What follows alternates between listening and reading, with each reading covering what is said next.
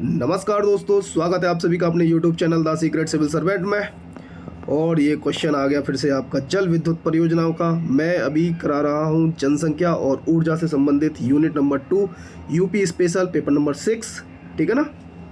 आपको हो गया प्रीलिम्स भी कराएंगे, टेंशन ना लेना। लेकिन मेंस का 1-2 क्वेश्चन हम डेली कराते रहेंगे, उसकी तैयारी चलती रहनी चाहिए। मैं आपको नहीं कराऊंगा तो फिर अपनी करता रहूँगा। ठीक है ना। चलिए, उत्तर प्रदेश में जल विद्युत की संभावनाओं का उल्लेख करते हुए प्रमुख जल विद्युत परियोजनाओं का वर्णन कीजिए। ठीक है ना। मतलब यूपी में जल विद्युत की जो संभावनाएं हैं वो क्या हैं, यूपी में है कि नहीं है वो बताइए आप। और अगर संभावनाएं हैं, पहले से भी कुछ योजना चली आ रही हैं, तो प्रमुख जल विद्युत जो परियोजना यूपी में है उनका आपको उल्लेख करना है, उनका वर्णन करना है। ठीक है, चलिए क्वेश्चन स्टार्ट करें फिर। उत्तर प्रदेश में नवीकरणीय ऊर्जा कुल विद्युत ऊर्जा का लगभग 14% है। मतलब यूपी में जितनी ऊर्जा उत्पन्न हो रही है उसमें जो रिन्यूएबल एनर्जी है, तुम्हारी रिन्यूएबल एनर्जी, वो मात्र अभी कितना है, 14%। बाकी 86% क्या है, बाकी और सबसे आ रही होगी, है ना। जीवाश्म ईंधनों से जो हम कम करने की कोशिश कर रहे हैं उनसे, कि डायरेक्टली जो परंपरागत ईंधन हम इस्तेमाल किया करते थे, पेट्रोल वगैरह, डीजल वगैरह, है ना, कोयला वगैरह, उन सबको कम करने की कोशिश लगातार की जा रही है। तो अभी फिलहाल 14% है। जल विद्युत एक नवीकरणीय और पर्यावरण अनुकूल ऊर्जा का स्रोत है, बिल्कुल है, जिसकी वर्तमान स्थापित क्षमता लगभग 538 मेगावाट है। और इसका परसेंटेज में चेंज करेंगे तो ये लगभग 2% करीब बैठेगा, है ना। इसका एक फिगर हमने पहले बनाया था विद्युत ऊर्जा पे, जब हमने काम किया था, तो उस फिगर को भी आप यहाँ दिखा सकते हो, अगर बनाओगे तो कोई दिक्कत नहीं है, बना सकते हो। ठीक है ना, आगे बढ़ते हैं। इंट्रोडक्शन हमने कंप्लीट कर दिया। बॉडी पार्ट में वो क्वेश्चन आपसे कर रहा था कि संभावनाएं बताइए, है जल विद्युत की संभावना यूपी में क्या है, तो बिल्कुल है, तराई क्षेत्र है। अब तराई क्षेत्र होने की वजह से वो संभावना कैसे बन रही है कि बिजली उत्पन्न होगी। हाँ जी, देख लो, यहाँ हिमालय नदियों का प्रभाव बहुत तेज होता है। Run of the river projects के तहत जल विद्युत की अपार संभावनाएं बिल्कुल हैं यहाँ पर, है ना। अब run of the river projects का मतलब समझते हो ना। रन ऑफ द रिवर क्या होता है कि नदी बहती रहे, इस तरीके से आप उस पानी को इस्तेमाल करना है ना। और कुछ एग्जाम्पल दे दिए, लखीमपुर खीरी में और बहराइच में अपार संभावना है, आप ये दे दिए तो इस्तेमाल। ठीक है। और यूपी में नदियाँ और जलाशय हैं काफ़ी, तो जल विद्युत प्रोजेक्ट्स लगाए जा सकते हैं, ऑलरेडी पहले से बने भी हुए। यूपी में गंगा, यमुना, घाघरा, गोमती, राप्ती जैसी नदियाँ हैं। अब जब नदियाँ होंगी तो जल विद्युत की हमने संभावनाएं ढूंढ रहे हैं बस। मानसूनी वर्षा लगभग 80 से 120 सेंटीमीटर तक औसत वर्षा यूपी में होती है। बांधों की उपस्थिति है तो माता टीला बांध मिल जाएगा, रिहंद बांध मिल जाएगा। ठीक है ना। ये सब जल विद्युत परियोजना के प्रोजेक्ट्स हैं कुछ। क्षमता अगर आप देखोगे तो यूपी में जो जल विद्युत की क्षमता है, वर्तमान क्षमता तो आपने देख ली कि लगभग इतनी है, 538 मेगावाट जो उत्पन्न हो रही है। ठीक है ना, जो कुछ अभी मैप में दिखाएंगे आपको उनसे उत्पन्न हो रही है। लेकिन इसको संभावित क्षमता जो है वो है आपकी 1000 मेगावाट। तो मतलब अभी बढ़ने लायक है, अभी क्या है, बढ़ने लायक है 1000 मेगावाट, तो डबल है अभी। तो इसमें संभावनाएं हैं काफ़ी, संभावित क्षमता यही है। ठीक है। नेक्स्ट क्वेश्चन वो पूछ रहा था आपसे कि यूपी की प्रमुख जल विद्युत परियोजनाओं का वर्णन कीजिए।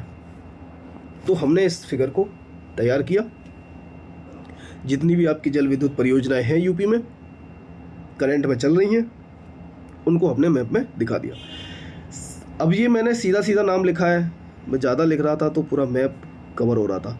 जैसे ये सारी जल विद्युत परियोजना है, यहाँ हमने बता दिया ये प्रमुख जल विद्युत परियोजनाएं हैं, तो मैंने लिखा नहीं पूरा कि शीतला जल विद्युत परियोजना, माता टीला जल विद्युत परियोजना, खारा जल विद्युत परियोजना, ऊपरी गंगा जल विद्युत परियोजना, रामगंगा जल विद्युत परियोजना, ओबरा जल विद्युत परियोजना, रेहंद जल विद्युत परियोजना, वो लिखा नहीं मैंने, क्योंकि यहाँ मैंने बताया जल विद्युत परियोजना ही है तो नाम दे दिया। शीतला, माता टीला, खारा, ऊपरी गंगा, रामगंगा, तो जहाँ जहाँ है वो भी बता दिया गया है। सहारनपुर में है, पथरी सलावा में है, पीलीभीत में है, सोनभद्र में है, दोनों हैं, रेहंद और ओबरा, है ना। और ये शीतला झांसी में है, माता टीला ललितपुर में। तो ये सारी जल विद्युत परियोजना आपकी यूपी में एक्टिव है अभी। और कितना कितना बिजली उत्पन्न कर रही है, इनसे कितना विद्युत उत्पन्न हो रही है, कितनी ऊर्जा उत्पन्न हो रही है, 3 मेगावाट, 30 मेगावाट, 300 मेगावाट, सबसे बड़ा तो यही है रेहंद वाला, है ना। तो इस तरीके से दिखा दिया हमने मैप में। आगे बढ़ते हैं कि प्रमुख जल विद्युत परियोजना, जो आपकी हेडिंग होनी चाहिए थी, जो बॉडी पार्ट का हिस्सा है, अब मैंने इंग्लिश में बोल दिया पार्ट, फिर वहाँ कह रहा हूँ हिस्सा है। चलिए कोई नहीं, गड़बड़ हो जाती है बोलते टाइम। प्रमुख जल विद्युत परियोजनाएं जो आपने मैप में दिखाई थी उसी को हम एक्सप्लेन नीचे कर रहे हैं। शीतला जल विद्युत परियोजना, थोड़ा इसको छोटा करो, बहुत बड़ा है ना, ये झांसी में है। इसकी क्षमता 3 मेगावाट है। इसमें मैंने कुछ नया नहीं बताया, ऊपर मैप में पूरा बता दिया। माता टीला जल विद्युत परियोजना ये ललितपुर की है, क्षमता इसकी 30 मेगावाट है, बेतवा नदी पर स्थित है। इसमें थोड़ा एक्स्ट्रा बताया, बेतवा नदी, ठीक है। ओबरा जल विद्युत परियोजना सोनभद्र में, क्षमता 99 मेगावाट, रिहंद जलाशय पर स्थित है। यूपीपीसीएल द्वारा ये संचालित है आपकी ओबरा जल विद्युत परियोजना, ठीक है ना। रामगंगा जल विद्युत परियोजना पीलीभीत में है आपकी, इसकी क्षमता 198 मेगावाट, रामगंगा नदी पर स्थित है। खारा जल विद्युत परियोजना आपकी सहारनपुर में है, इसकी क्षमता 72 मेगावाट है। रिहंद जल विद्युत परियोजना सोनभद्र में, और यह है आपकी यूपी की सबसे बड़ी जल विद्युत परियोजना है, जिसकी क्षमता 300 मेगावाट है, ठीक है ना। ये लगभग 50 मेगावाट की 6 इकाइयाँ लगी हुई हैं। 50 मेगावाट की 6 इकाइयाँ, 6 यूनिट्स हैं, तब 300 मेगावाट उत्पन्न होता है। 5×30 300 ही हो गया ना, ठीक है। सीसेट भी करेंगे ना तो गणित और सही हो जाएगा, ठीक है। गोविंद बल्लभ पंत सागर नामक झील पर बनाई गई है ये रिहंद परियोजना जो है, ठीक है ना। ऊपरी गंगा नहर जल विद्युत परियोजना की क्षमता 14 मेगावाट है। इस तरीके से हमने बता दिया। यहाँ हमने आगे की राह ले ली, देख लो। हमें पिछले वाले क्वेश्चन में कह रहा था ना, जो हमने बायोमास एनर्जी दिया था, दे सकते हो एक दो।